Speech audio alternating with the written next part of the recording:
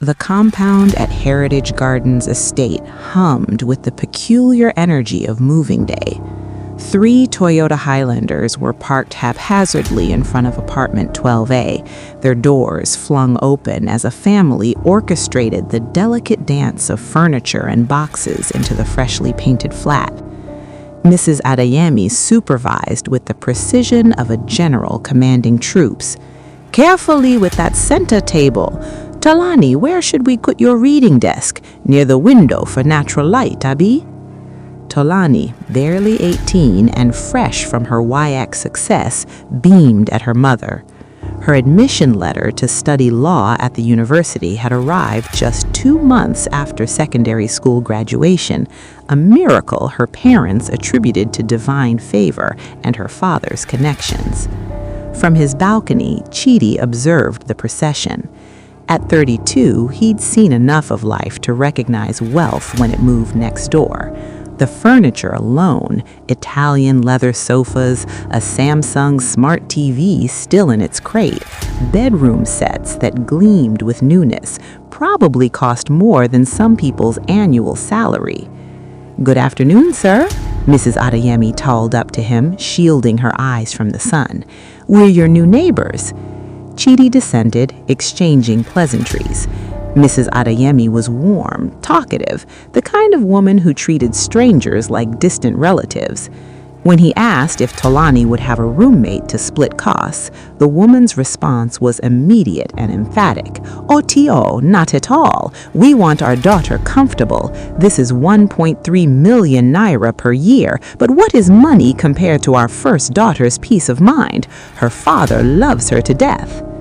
Chidi nodded politely, though inwardly he marveled. His own parents had insisted on roommates when his rent was a mere 100,000 Naira. But who was he to judge how people spent their money? 2 weeks later, when workers arrived to install his air conditioner, Mrs. Adeyemi appeared at his door within the hour. "Please, where did you buy yours? We need to get one for Tolani." 5 days later, a brand new LG inverter AC hummed quietly next door. These parents are doing it right, Chidi thought. Spoil your daughters so well that no man can entice them with trinkets and empty promises.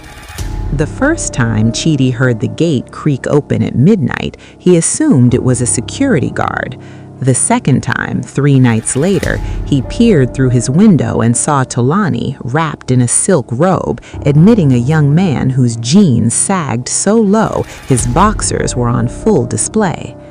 The visitor didn't leave that night, or the next morning, or for 3 days afterward. By the second week, a pattern emerged. The boyfriend, Chidi learned his name was Kazim from their loud phone conversations, came and went like he paid rent.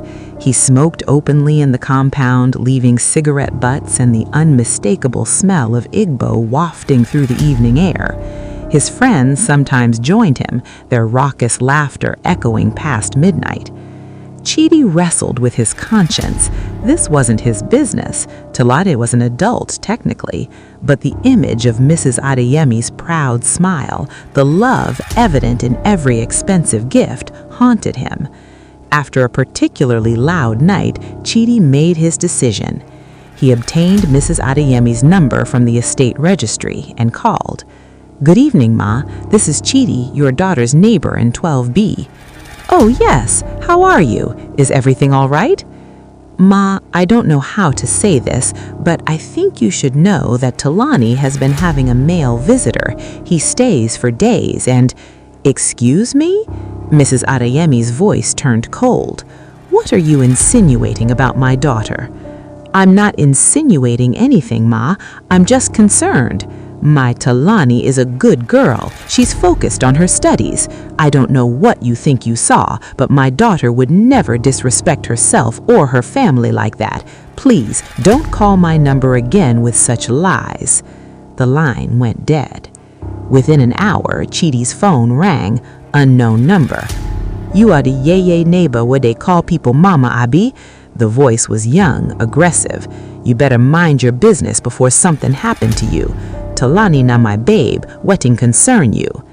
3 days later, 2 muscular men knocked at Chidi's door at 7 a.m.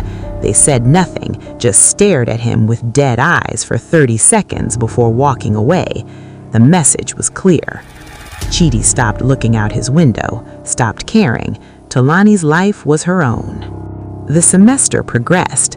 Tolani attended lectures irregularly, her once neat appearance growing slovenly. Kazim's visits became longer, his friends more numerous. By month 5, Tolani had begun wearing oversized clothes. By month 6, she rarely left the apartment. By month 7, she'd stopped attending classes entirely. Mrs. Adeyemi called weekly, and Tolani lied beautifully. "Yes, Mummy, classes are fine. Yes, I'm eating well. No, I don't need anything. The AC is working perfectly." At 8 months pregnant, Kazim finally showed his true colors. "I'm not ready to be a father," he said, packing his belongings while Tolani sobbed on the leather sofa her parents had bought. "You should have been more careful." "But I said you loved me." "Love doesn't pay bills, Tolani. I'm 23. I have my whole life ahead of me." He left without looking back. Tolani stopped answering her mother's calls. For 2 weeks, Mrs. Adeyemi's worry festered until it became unbearable. She made the 3-hour journey to Aqua unannounced, her husband's driver navigating the roads while she rehearsed the scolding she'd give her daughter for ignoring calls. The compound gate was unlocked. Mrs. Adeyemi climbed the stairs to 12A, her expensive handbag swinging with each step. She knocked, once, twice. "Tolani, Tolani, open this door."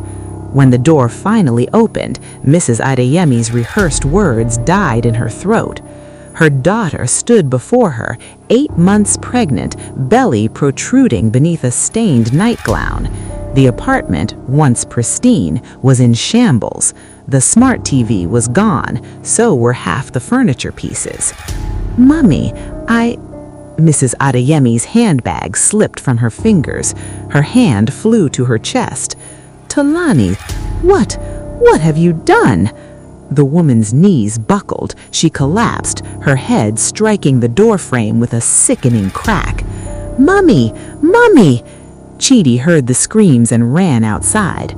Together with other neighbors, they rushed Mrs. Adeyemi to the emergency room, Tolani wailing in the back seat, her pregnant belly pressed against her mother's still form. But by the time they reached the emergency room, Mrs. Adeyemi's eyes had glazed over, staring at nothing. The doctor emerged 20 minutes later, shaking his head. "Massive cardiac arrest. I'm sorry, she was gone before you arrived." In the waiting room, Tolani collapsed into herself, her sobs echoing through the sterile halls, carrying the weight of every choice, every lie, every betrayal. The price of her freedom had been paid in full.